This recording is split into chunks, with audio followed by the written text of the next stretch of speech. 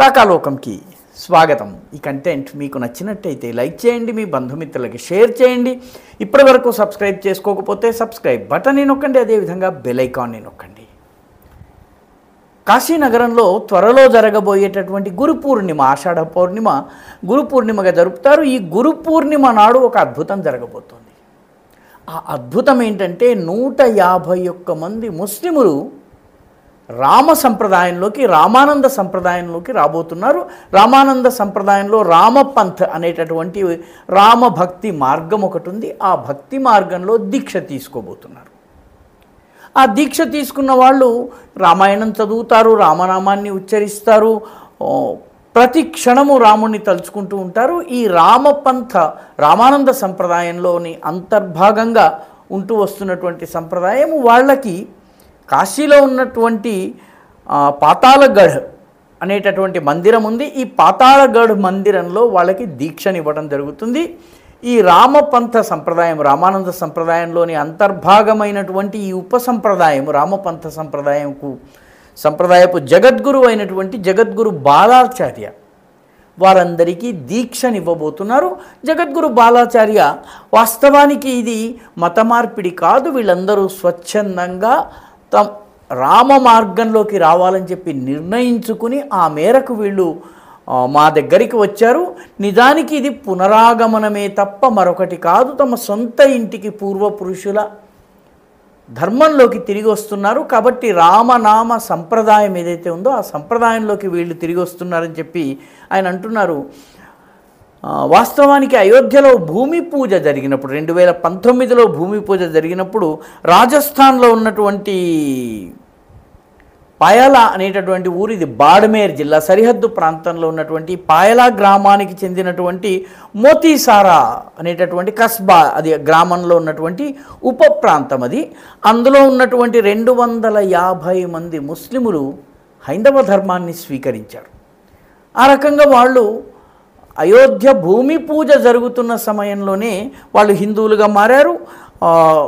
అయోధ్య మందిర నిర్మాణం జరిగి ఆ మందిరంలో బాలరాముని ప్రతిష్ఠ జరిగినటువంటి సమయంలో కూడాను దాదాపు 350 మంది ముస్లిములు రామనామాన్ని ఉచ్చరిస్తూ వచ్చి అయోధ్యలో రాముణ్ణి దర్శించుకున్నారు. వీళ్ళందరూ కూడాను వీళ్ళకి ఒక నాయకుడు ఉండేవాడు, అతని పేరు రాజా రయీస్. ఆయన నాయకత్వంలో వీళ్ళొచ్చి రాముణ్ణి దర్శించుకుని మరీ వెళ్ళారు.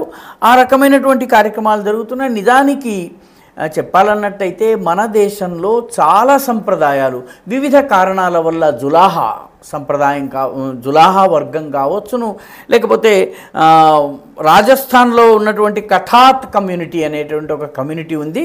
దానికి చీతా మేరాట్ అనేటటువంటి పేరు కూడా ఉంటుంది.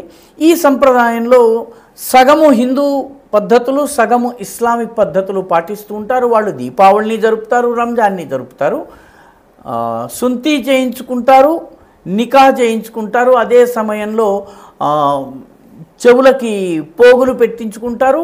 హిందూ పద్ధతిలో కళ్యాణం చేసుకుని పాణిగ్రహణం చేసుకునేటటువంటి పద్ధతి కూడా ఉంది.